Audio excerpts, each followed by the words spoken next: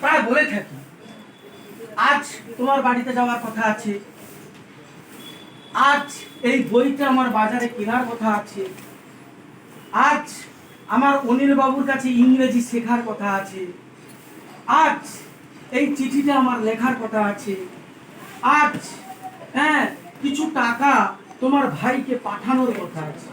এই যে কোনো কিছু করার কথা আছে বোঝাতে আমরা বাক্যের গঠনটা করব।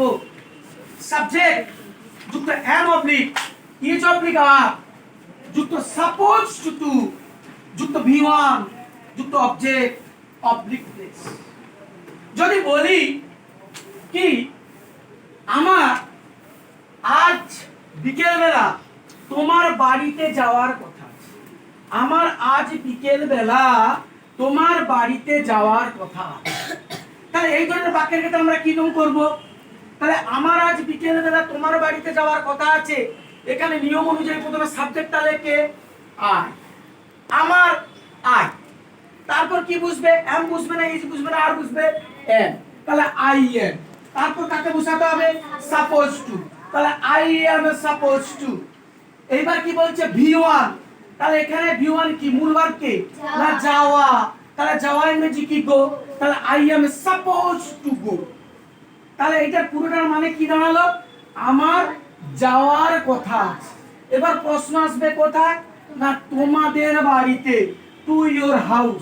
এবার বলছি কখন না কখনের উত্তর আজ, আজ বলছে তাহলে টুডে আজ।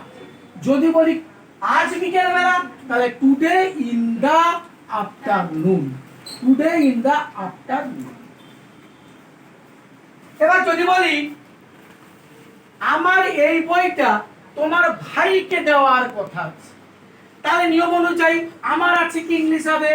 তাহলে আই, তারপর কি এম, এম যার মতো কোনটা হবে? আই এর পর কে বুঝে?